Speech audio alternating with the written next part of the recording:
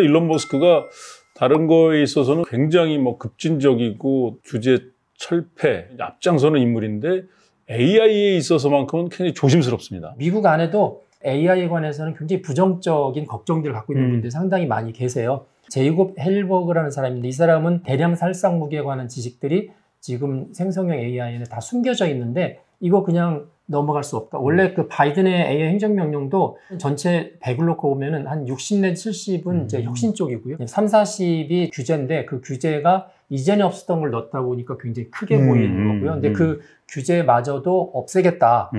이게 이제 바로 트럼프의 정책인데 트럼프 대통령이 혁신 때문에 규제를 철폐한다고 해서 AI 자체가 가지고 있는 문제가 사라지는 건 아니잖아요. 트럼프 대통령이 기술 패권주의를 위해서 규제를 이렇게 철폐하는 거가 재임 기간 동안에 쭉 지속이 되면 이거로 생기는 문제점들이 굉장히 심각할 텐데 많은 전문가들이 우려하고 있는 부분들이 있습니다.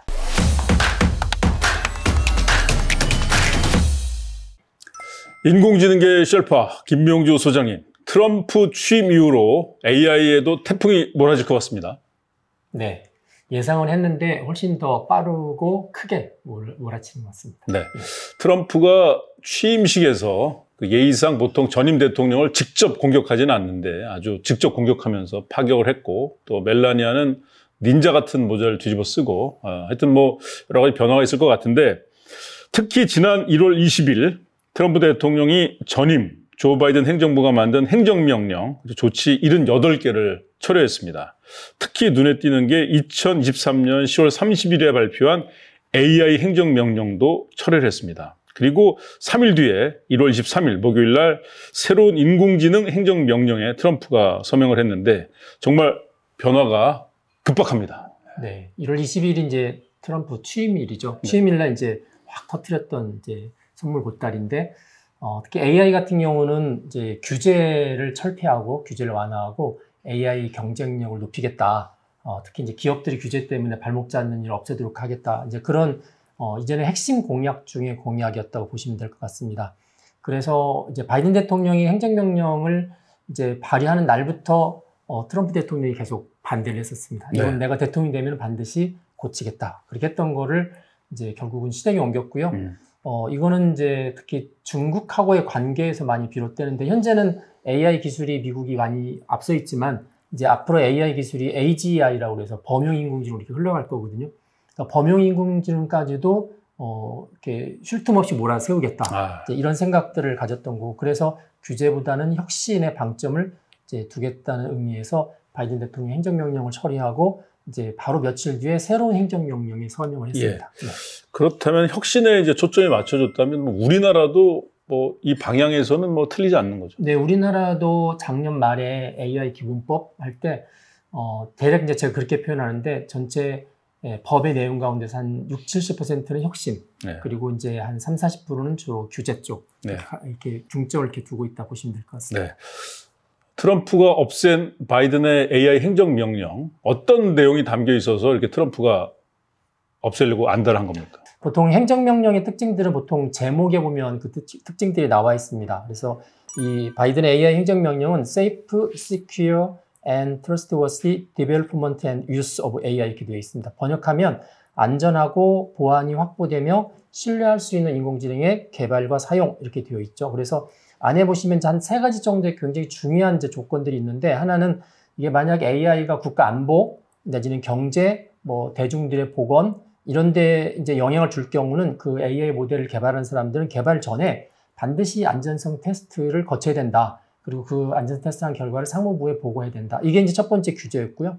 두 번째는 이제 이런 AI 안전의 확보를 위해서 그 개발 가이드라인을 만들어야 되고, 또 이 개발 가이드라인을 만들 뿐만이 아니라 보통은 이제 보안 회사들이 많이 하는 건데 자체 시스템을 해킹하는 거죠. 그걸 보통 레드팀이라고 하는데 그런 레드팀도 거쳐야 된다 이렇게 되어 있고, 이제 마지막으로 약간 조금 어려운 단어인데 CBRN이라는 게 있습니다. CBRN은 이제 그 각각의 첫 글자가 화학, 생물학, 방사선, 원자력 이렇게 되어 있어서 주로 이제 대량 살상 무기와 관련된 건데 이 챗GPT를 비롯한 AI 안에 대량 살상 무기를 제조할 수 있는 지식이 들어있는지를 확인해서 이제 이런 부분에 관해서 이걸 어떻게 완화할 것인지에 대한 대책을 이제 마련하도록 되어 있고요. 그래서 작년 3월 달에 1차적으로 나왔던 게 이제 AI 안전에 관한 이제 유형관리 지침이 나왔고, 그리고 10월 달에는 AI 국가 안보 각서 이렇게 나와 있는데, 이 두 개도 앞에 있는 행정명령 때문에 이제 파생된 출력물이잖아요. 네.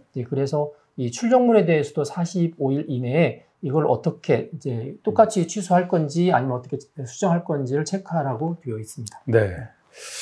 어찌됐건 이제 트럼프의 새로운 AI 행정명령은 구제보다는 이제 혁신. 네. 그래서 이제 그 AI 기업의, 미국의 AI 기업의 경쟁력을 높이는 데 이제 주력하겠다는 건데, 그렇다면은 그 바이든의 AI 행정명령에는 이런 내용이 없었나요?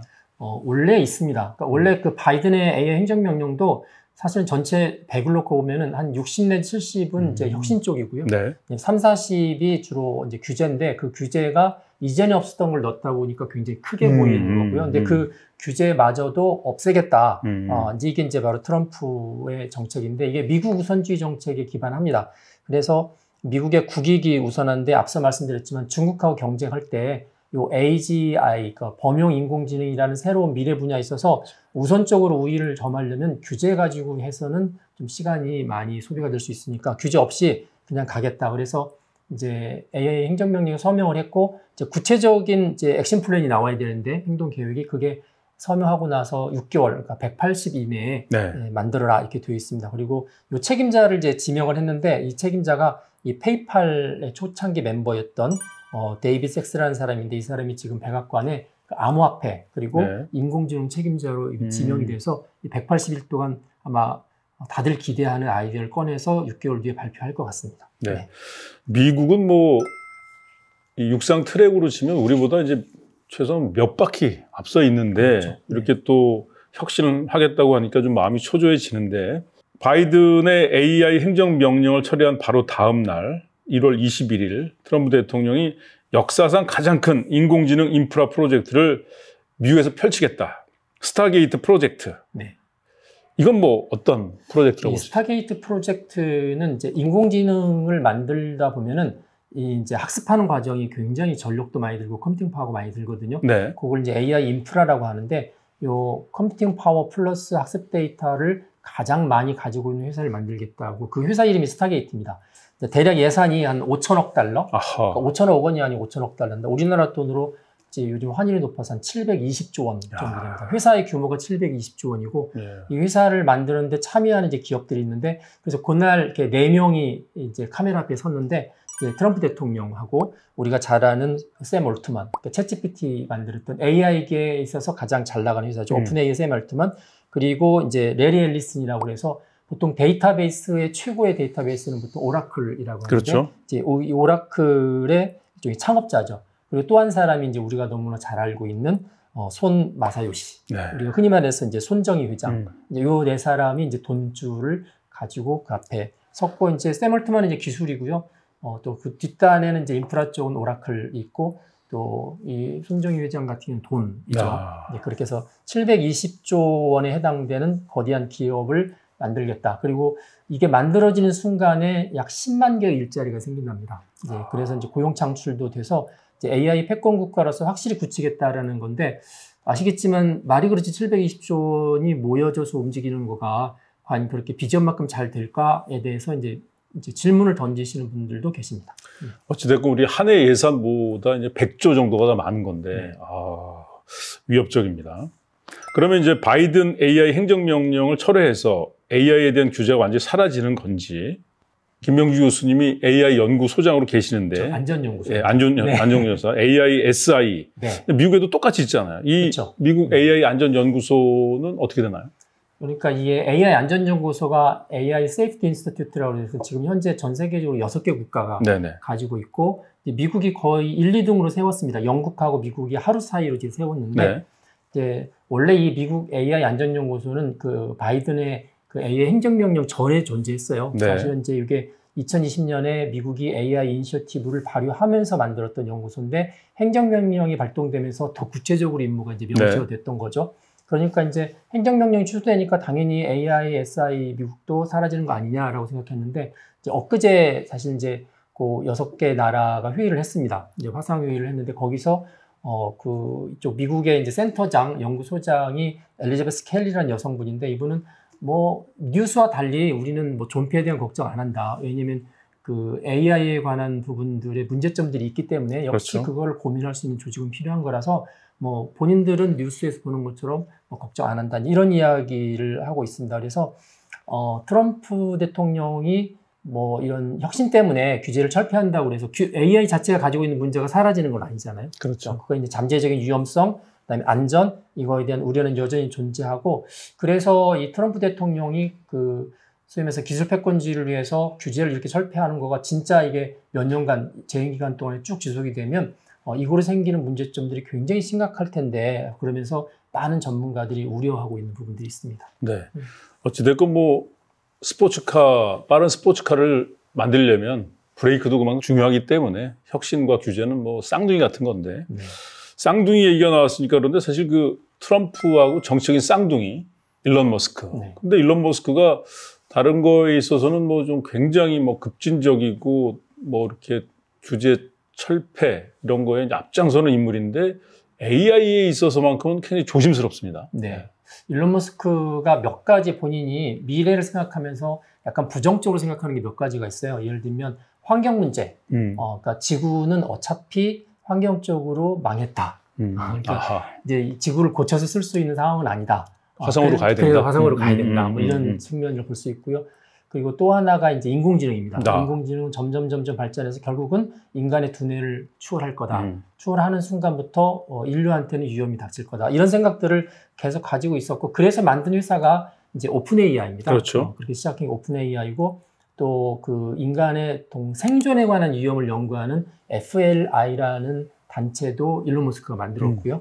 그래서 이분이 지금 뭐 미국 정부 효율부를 이끌어서 실질적인 이제 리더십이 있다고 하는데 이 사람이 가지고 있는 생각은 AI에 관해서는 이거 조심해서 다루지 않으면 큰일 난다는 생각을 갖고 있는 사람이고요. 그리고 미국 안에도 지금 영향력을 끼치고 있는데 AI에 관해서는 굉장히 부정적인 걱정들을 갖고 있는 분들이 상당히 많이 계세요. 지금 뭐 예를 들면 현재 트럼프의 국무부의 차관보가 여러 대 있는데 그 중에서 여기 제이콥 헬버그라는 사람인데 이 사람은 팔란티어 테크놀로지 보통 수석 고문이었습니다. 이 사람도 AI 특히 아까 제가 처음에 CBRN 이야기했죠. 그 대량 살상 무기에 관한 지식들이 지금 생성형 AI에는 다 숨겨져 있는데 이거 그냥 넘어갈 수 없다. 오히려 미국이 만들어 놓고 다른 데서 쓸 수가 있다. 이런 걱정을 하시는 분이고 그리고 이제 트럼프 이제 두 번째 이번에 정부죠. 2.0 행정부의 보통 교과서라고 불리우는 게 프로젝트 2025라는 이제 결과물인데 이 프로젝트 2025라는 요 중요한 정책의 기획자 중에 한 사람인데 사무엘 해먼드라는 사람이 있습니다. 아주 유력한 사람. 이 사람도 앞으로 AGI는 그냥 만들어서 되는 게 아니라 뭔가 규제하고 통제하지 못하면 오히려 인류한테 재앙이 될 수 있다. 이런 생각들을 가지고 있는 분들이 중요한 보직들을 지금 차지하고 있어서 역시 이분들이 어느 정도 시간이 지나면 그런 의견들을 내지 않을까 생각을 하고 있습니다. 네. 뭐 시내에 탱크 한 대만 돌아다녀도 혼란일 텐데 AI를 그냥 내버려 두면 아마 분명 엄청난 일들이 벌어질 텐데 언제쯤 뭐 AI 규제에 대한 얘기가 나올 것 같습니다. 규제 이야기는 아마 지금 이제 취임한 지 얼마 되지 않았잖아요. 예. 취임해서 아마 선물 보따리를 계속 이렇게 펼치고 있고 이전 정부의 연장이 아니고 이제 정권이 바뀌었기 때문에 색깔을 분명히 하게 해서 거의 대부분의 이제 뭐 행정명령들을 다 취소했던 건이라서 조금 지나고 나면은 이제 실질적인 고민들을 하게 될 것 같아요. 그래서 최소 한 6개월 정도 지나면 어느 정도 이전 정부가 고민했던 것들 다시 본인들이 끌어안지 않을까 하는 생각을 하니까 AI 규제도 그때쯤 되면 다시 아까 CBRN 문제라든지 여러 가지 그 위험성에 대한 부분들이 표면으로 이렇게 드러나서 이전과 전혀 다른 게 아니라 약간은 비슷한, 특히 안전에 관해서는 비슷한 생각들 하고 있지 않을까 그렇게 판단합니다. 네.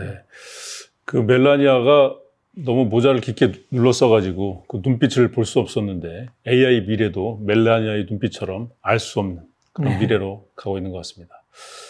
매부세 여기서 마치겠습니다. 고맙습니다.